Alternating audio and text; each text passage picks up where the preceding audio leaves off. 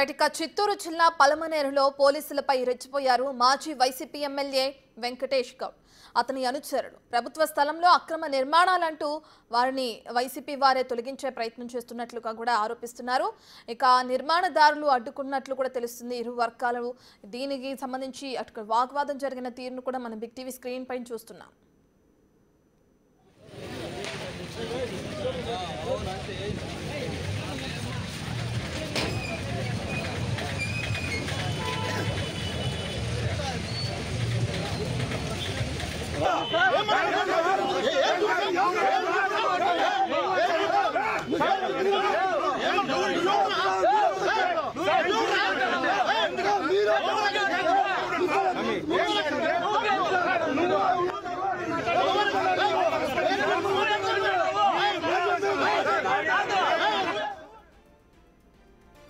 చిత్తూరు జిల్లా పలమనేరులో పోలీసులపై రెచ్చిపోయారు మాజీ వైసీపీ ఎమ్మెల్యే వెంకట గౌడ్, అతని అనుచరులు.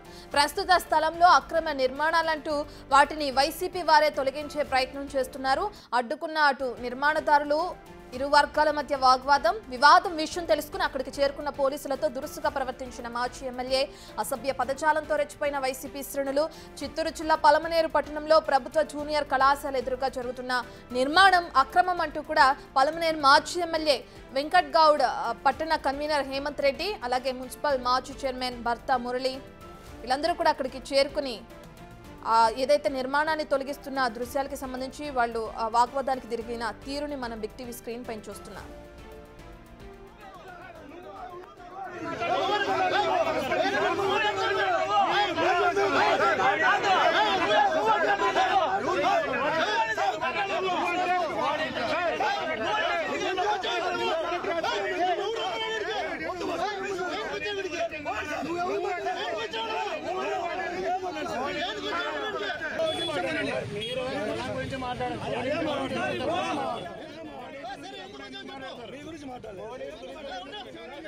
మేము ఇబ్బంది జరుగుతుందని ఫోన్ చేశారు, డైలెండ్ వచ్చినాము.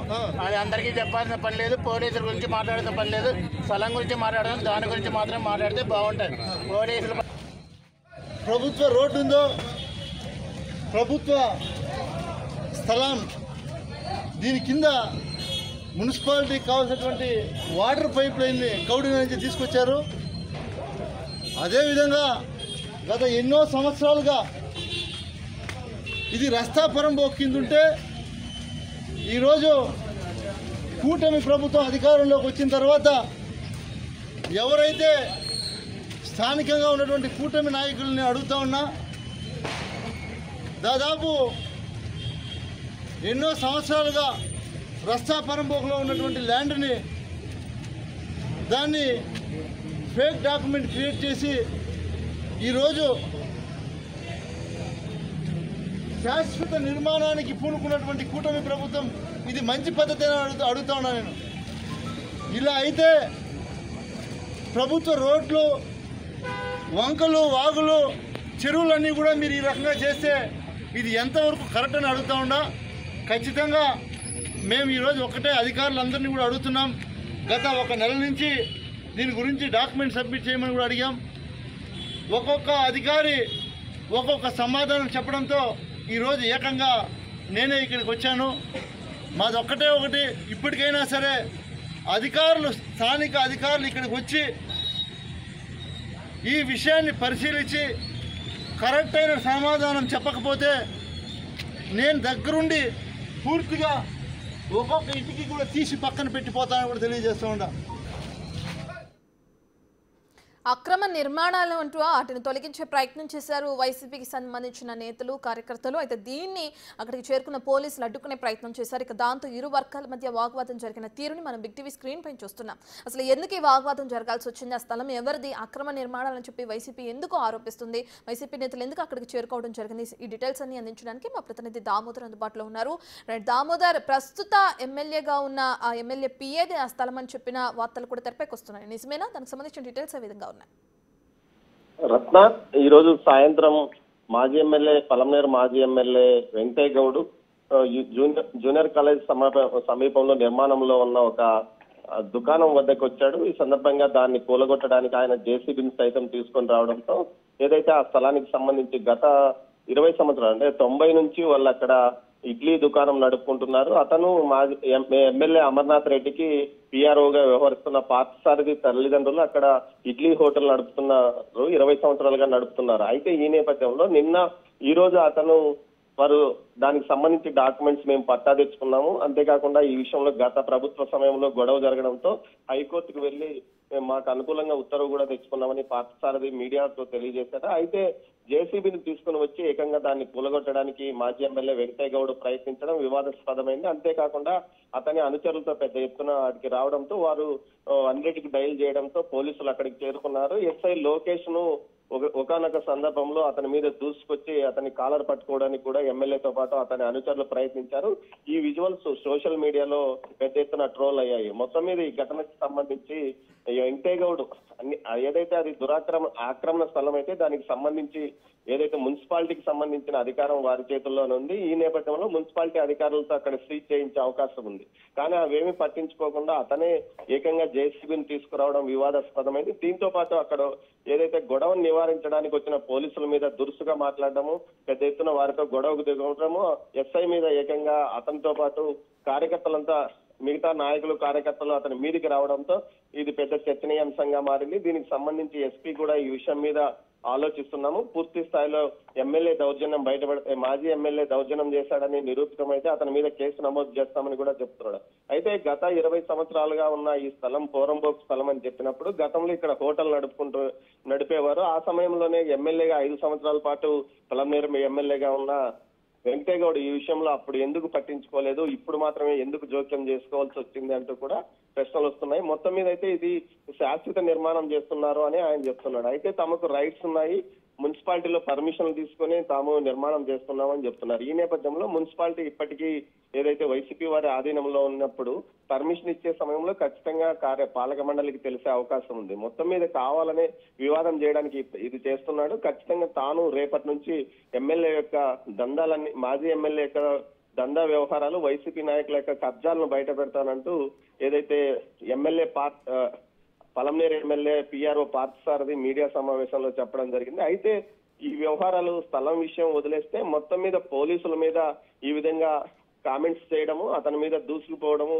పోలీసుల చర్యలను అడ్డుకోవడానికి ప్రయత్నించడము, దీంతో అక్కడ పెద్ద ఎత్తున వివాదం చెలరేగింది. రత్న రైట్ దామోదర్, ఒకవేళ నిజంగానే ఆక్రమించిన స్థలమైనా లేదంటే అక్కడ అక్రమంగా నిర్మాణాలు కొనసాగుతున్నా వాటికి సంబంధించి పోలీసులకు కంప్లైంట్ ఇవ్వకుండా ఈ విధంగా వాగ్వాదం దిగి అక్కడ వాళ్ళతో ఏ విధంగా అయితే పోలీసులపైన దురుసుగా ప్రవర్తించారో తీరును కూడా మనం చూస్తున్నాం.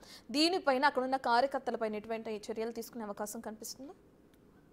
ఏదైతే పోలీసుల మీద దూసుకుపోవడం, వారిని దుర్భాషలాడడం జరిగిందని చెప్తున్నారు. ఈ నేపథ్యంలో ఎస్ఐ చొక్కా పట్టుకోవడానికి కూడా కొంతమంది క్యాడర్ ప్రయత్నించారు, అతని మీదకి దూసుకొచ్చారు అని పోలీసులు చెప్తున్న నేపథ్యంలో దానికి సంబంధించి వీడియోస్ కూడా విడుదల చేశారు. ఈ నేపథ్యంలో ఖచ్చితంగా మాజీ ఎమ్మెల్యే వెంకయ్య గౌడ్ తో పాటు అతని అనుచరులు ఎవరైతే అతని వెంట ఉన్నారో వారందరి మీద చర్యలు తీసుకునే అవకాశం ఉందని తెలుస్తుంది. దీనికి సంబంధించి పోలీసులు పూర్తి స్థాయిలో అక్కడ ఏం జరిగిందన్న విషయాలు తెలుసుకుని పూర్తిగా కేసు నమోదు చేయమని డిఎస్పీని కూడా ఎస్పీ ఆదేశించినట్టు తెలుస్తోంది. Ratna right, thank you Damodar.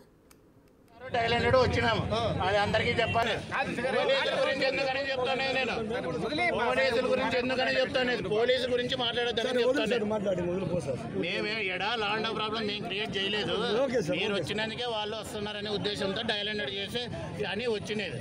ఆయన చెప్పాలి యాడికి ఇవ్వాలని, నా ఇష్టం, నేను యాడికైనా వస్తాను, మా సార్లు చెప్తే పోతాను వెళ్తాను కూడా, ఆయన చెప్పాల్సిన పని లేదు. ఆ పోలీసుల గురించి కూడా చెడుగా చెప్తే మాత్రం బాగుండదు. పోలీసు ఇందాక చెప్పినాడు లా అండ్ ఆర్డర్ ప్రాబ్లం వస్తే వస్తాడో రాదు, దీనికి మాత్రం వస్తున్నారు. మీరు ఎంతసేపు పోలీసు గురించి చెడుగా మాట్లాడితే బాగుండదు. అట్లా ఏదన్నా ఉంటే మా పై ఆఫీసర్ కంప్లైంట్ చేసుకోండి, పై ఆఫీసర్ కంప్లైంట్ చేసుకోండి. ఆయన సార్లు ఎంక్వైరీ చేస్తారు, చెడుగా ఉంటే చేస్తారు. ఇంకా ఇవన్నీ ఎందుకు తనిధులతో విన్నావడం ఎవడు పెట్టుకొని దగ్గర ఆయన పిచ్చి పిచ్చి అన్నీ చేయొద్దండి. వాడే పనికి మాలిన ఆవిడకు అమ్మాయిలు వేధించినాడు, అవన్నీ కేసులు కట్టినాము, రౌడీ షీట్లు ఓపెన్ చేసినాము, మళ్ళీ క్లోజ్ చేయించినది మీ వాళ్ళే, మళ్ళీ మొన్న కూడా గొప్ప నిధులతో ఇచ్చినది కూడా వాడే. ఇంకా కథలన్నీ ఎందుకు మాట్లాడతాను. హైకోర్టు అధికారులు నన్ను ఏ విధంగానూ డిస్టర్బ్ చేయకూడదు, నాకు అన్నీ ఉన్నాయనేసి హైకోర్టు నాకు ఇచ్చిన ఆర్డర్ కాపీ ఏమిచ్చారు, accordingly the writ petition is disposed of, there shall be no orders as not cost ఉండదు చూడండి. Till such time if the petitioner is continuing the position the same shall not be disturbed అని ఇచ్చినారు. ఎప్పుడు ఇచ్చినారు? డేట్తో సహా చెప్తా. అయ్యా నీకే ఆన్లైన్లో చెక్ చేసుకో స్వామి. నాయకులు మీరు కూడా చెక్ చేసుకోండి, అయినా చెక్ చేసుకోండి.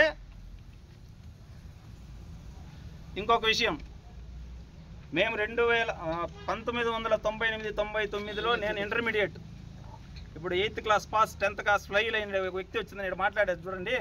ఆయన తెలుసుకోవాల్సింది ఏమంటే 98 నుంచి 99 నుంచి నేను ఇక్కడ ఉండా. గత 28-29 సంవత్సరాల నుంచి మేము ఇక్కడే జీవనం సాగిస్తున్నాం. నాకు ఏ విధంగా తీసుకున్నా, నా అనుభవ ప్రకారం తీసుకున్నా, నేను అన్నిటికీ ఎలిజిబిలిటీ.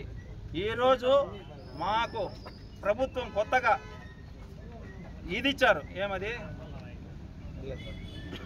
కొత్తగా ఒక జీవో ఇచ్చారు. ఆ జీవో ప్రకారం నేను పోతే కూడా నేను ఎలిజిబిలిటీ అయ్యి నాకు వాళ్ళు ₹1 రిజిస్ట్రేషన్ చేసి ఇవ్వాల్సిన బాధ్యత కూడా ఉంది. ఇవన్నీ కూడా తెలుసుకోకుండా వచ్చి దౌర్జన్యంగా జేసీబీ తీసుకొచ్చి కొట్టేదానికి వస్తే మీ విజ్ఞతకే వదిలేస్తున్నాం.